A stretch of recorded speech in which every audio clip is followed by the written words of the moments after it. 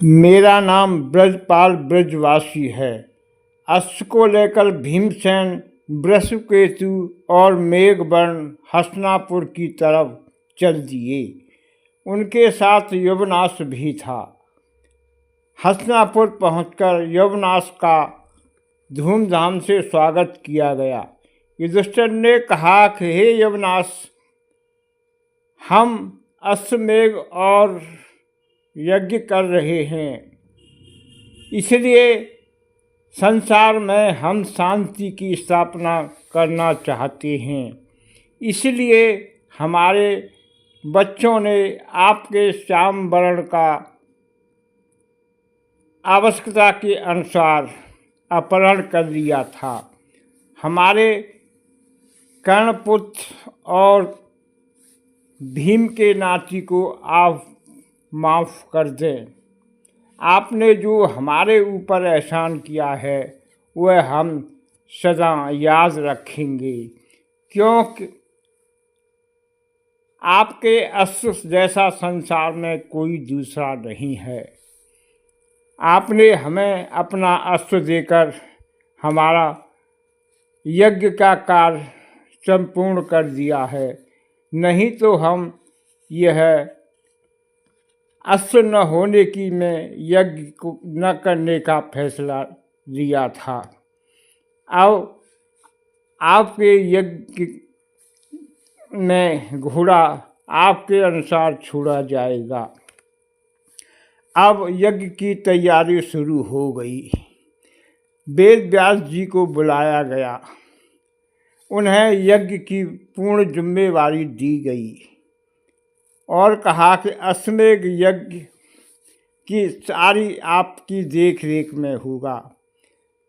वेद व्यास जी ने कहा कि यह अश्वमेध यज्ञ हस्तिनापुर में नहीं होगा। इसके लिए सबसे उपयुक्त नगर इंद्रप्रस्थ है। सभी को वहीं पर जाना होगा। युधिष्ठिर ने कहा, यह यज्ञ हस्तिनापुर में क्यों नहीं हो सकता है? यह हमारी राजधानी है। तब व्यास जी ने कहा कि हे पुत्र, इंद्रप्रस्थ पूरे भारतवर्ष में एक ऐसा नगर है जहाँ पर सबसे उत्तम जगह है और वहीं पर यज्ञ करना सबसे अच्छा रहेगा, क्योंकि पूरे भारतवर्ष में ऐसा कोई नगर नहीं है।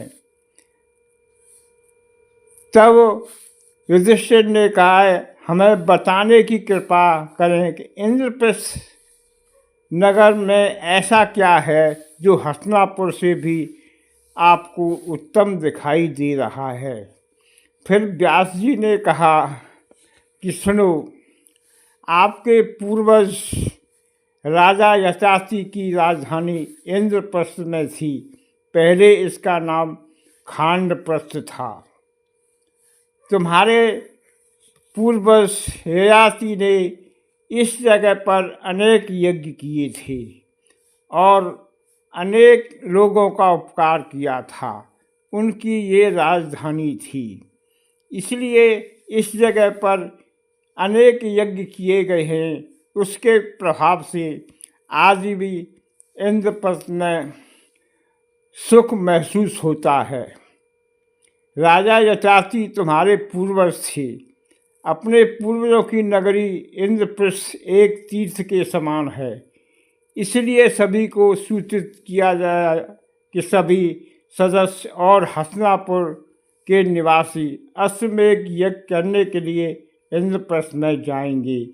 सभी को यह सूचना दे दो। फिर युधिष्ठिर ने कहा कि ठीक है, जो भी अश्वमेध यज्ञ में जाएगा उन सब का प्रबंध राज्य से किया जाएगा।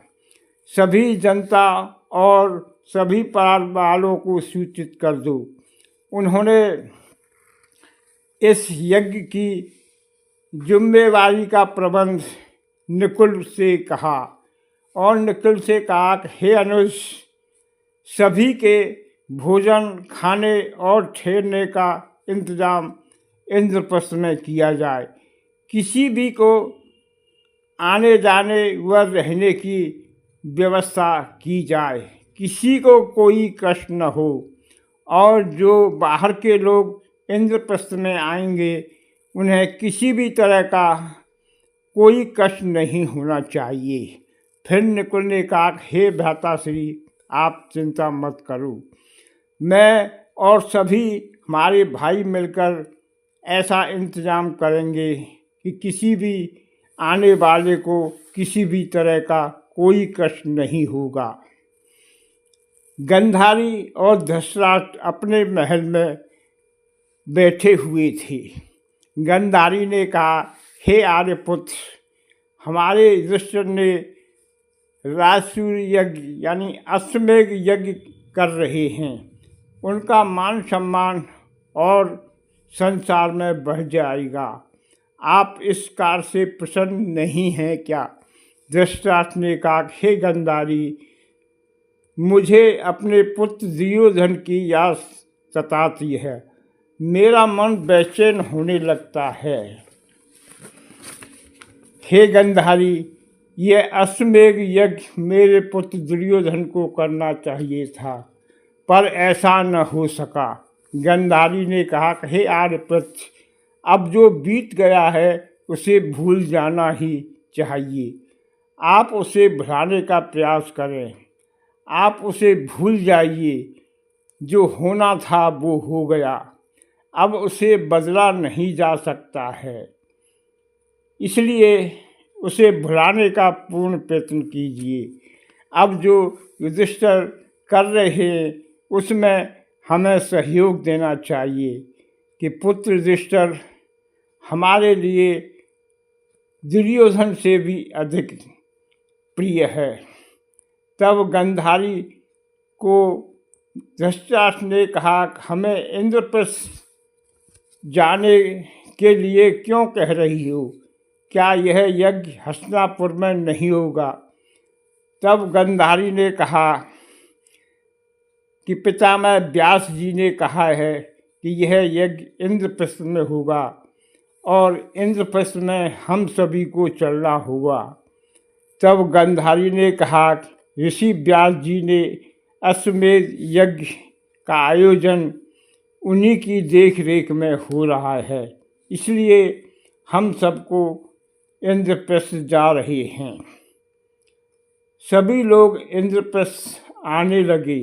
अश्वमेध यज्ञ तैयारी इंद्रप्रस्थ में शुरू हो गई।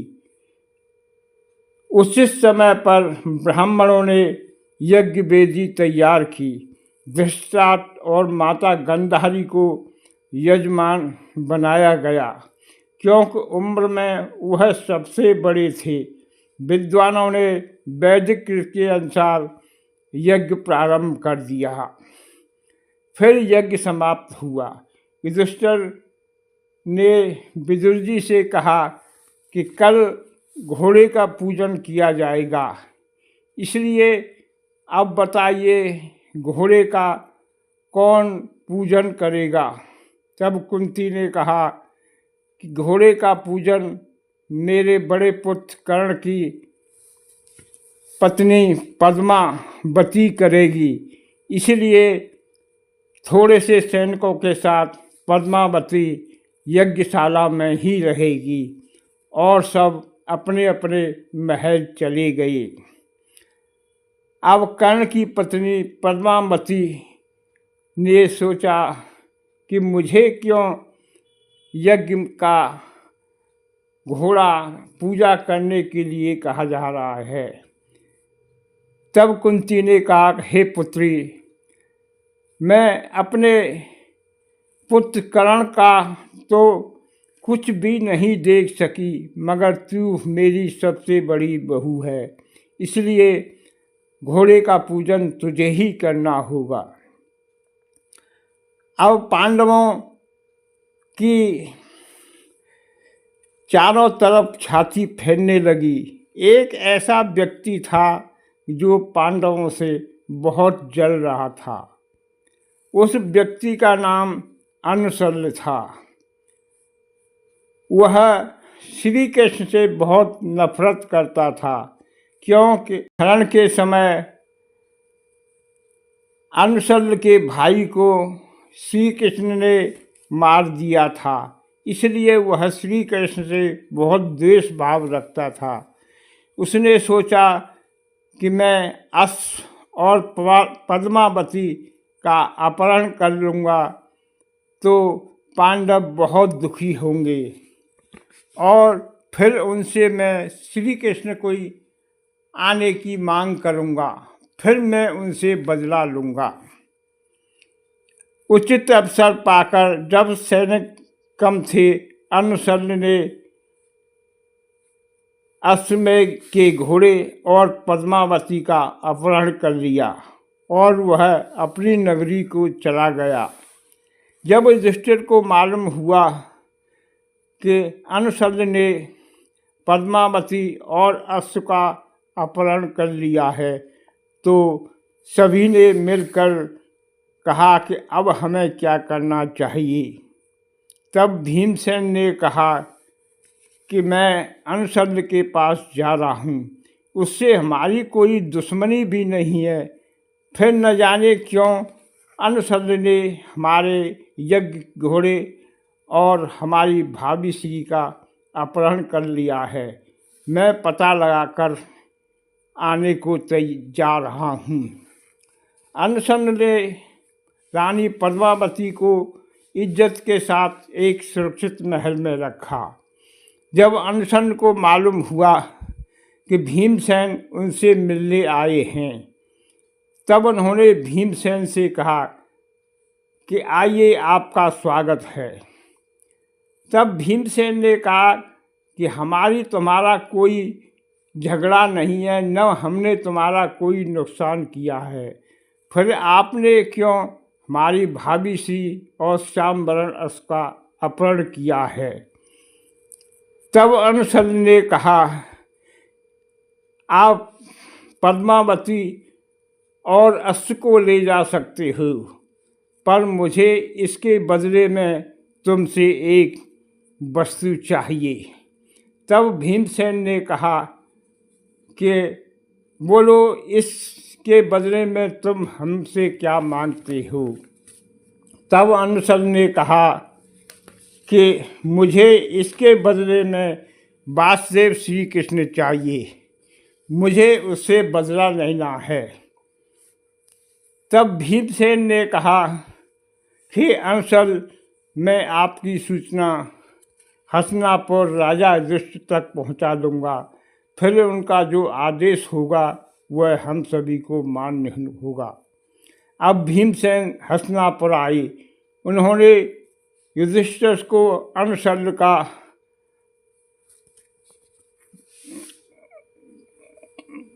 आदेश बताया। फिर युधिष्ठिर ने कहा कि हम ऐसा नहीं कर सकते हैं, अब हमें क्या करना चाहिए। अर्जुन ने कहा, आप सभी चिंता न करें, मैं कुछ ऐसा करूँगा। युधिष्ठिर ने कहा कि अनुज, तुम क्या करोगे। तब अर्जुन ने कहा, मैंने आज तक रात में किसी पर आक्रमण नहीं किया है, इसलिए मैं अनुशल्य पर रात के अंधेरे में आक्रमण करूँगा और घोड़े और अपनी भाभी श्री को छुड़ाकर लाऊंगा। अर्जुन अकेले ही साल की नगरी चल दिए। अनुशल्य के महल में उन्होंने रात को प्रवेश किया। अर्जुन बाण मार कर अनुशल्य के सैनिकों को मार रहे थे। फिर अवसर पाकर अनुशल्य जिस महल में सो रहा था उसने जगाया और युद्ध की चुनौती दी। फिर अनुशल्य ने कहा कि मैं तो समझता था कि तुम बड़े वीर होगे, दिन में आओगे, पर तुम तो रात के अंधेरे में चोरों की तरह आए हो। तब अर्जुन ने कहा कि मैं रात में नहीं आना चाहता, मगर तुमने भी हमारी अनुपस्थिति में हमारी भाभी श्री और श्यामवरण का अपहरण कर लिया है। फिर दोनों में तलवारों से युद्ध होने लगा। थोड़ी देर बाद फिर मल्ल युद्ध होने लगा। दोनों बराबर के वीर थे। काफ़ी देर तक युद्ध होने के बाद अर्जुन ने तलवार से जैसे ही अनशन का सिर काटना चाहा, उसका मामा पद्मावती को लेकर आ गया और अर्जुन से कहा कि तलवार फेंक दो, नहीं तो तुम्हारे भावी श्री का सर धड़ से अलग कर दिया जाएगा। तब अर्जुन ने कहा कि तुम क्या चाहती हो? तब अनुसन ने कहा कि श्री कृष्ण को पांडव दे देंगे तो मैं तुमको और तुम्हारी भाभी को माफ़ कर दूंगा। श्री कृष्ण ने योग माया से जान लिया था कि अर्जुन के प्राण संकट में हैं। वह तुरंत हस्तिनापुर के लिए चल दिए। उन्होंने युधिष्ठिर से कहा कि आपने मुझे सूचना देना भी उचित नहीं समझा। तब युधिष्ठिर ने कहा कि हे वासुदेव, हम तुम्हें उनको नहीं सौंप सकते हैं, इसके लिए चाहे हमें कुछ भी कीमत चुकानी पड़े। तब श्री कृष्ण ने कहा कि हे भ्राताश्री, जब वह मुझसे बदला लेना चाहता था तो मेरे पास आपने सूचना क्यों नहीं भेजी? इसलिए मैं जा रहा हूँ। तब युधिष्ठिर ने कहा, हे भीमसेन, तुम चलो और मैं भी साथ चलता हूँ। वासुदेव, श्री कृष्ण को हम अकेला नहीं भेज सकते हैं। हम जानते हैं कि श्री कृष्ण को कोई हरा नहीं सकता है, मगर फिर भी हमारा फर्ज बनता है, हम श्री कृष्ण को अकेले नहीं जाने देंगे। फिर युधिष्ठिर, भीमसेन और श्री कृष्ण अर्णशल्य के यहाँ गए और पूछा कि तुम क्या चाहती हो? उसने कहा कि मुझे श्री कृष्ण से बदला लेना है, मुझे श्री कृष्ण चाहिए। तब श्री कृष्ण ने कहा कि मुझसे क्यों बदला लेना चाहते हो? तब उसने कहा था कि आपने रुक्मिणी हरण के समय मेरे भाई का वध किया था। तब श्री कृष्ण ने कहा, हे अनुचर, मेरा जन्म धर्म की स्थापना के लिए हुआ है। अब धर्म की स्थापना के लिए अगर मुझे किसी को मारना पड़े तो मैं उसे कभी बख्शने वाला नहीं हूँ। मुझे संसार में धर्म की स्थापना करनी है। अगर धर्म की स्थापना के लिए मुझे तुम्हारे प्राण लेने भी पड़े तो मैं पीछे नहीं हटूँगा। इसलिए मैं राजी से कहता हूँ कि मैंने अपने जीवन में कभी कोई अन्याय या कोई ऐसा कर्म नहीं किया है जो मुझे पछताना पड़े। इसलिए मैं आपसे कहता हूँ कि आपने चक्र सुदर्शन को आज्ञा दूँ तो 1 मिनट में आपका सर धड़ से अलग कर देगा। यह सुनकर अर्णशल्य घबरा गया। उसने युधिष्ठिर, श्री कृष्ण और भीम से अपने किए की माफ़ी मांगी और कहा कि मैं तो केवल श्री कृष्ण के दर्शन करने के लिए ऐसा किया है। मैं तुमसे क्षमा याचना करता हूँ। फिर भीमसेन, अर्जुन, पद्मावती और अश्व को लेकर श्री कृष्ण और पांडव हस्तिनापुर आ गए और फिर से यज्ञ की तैयारी में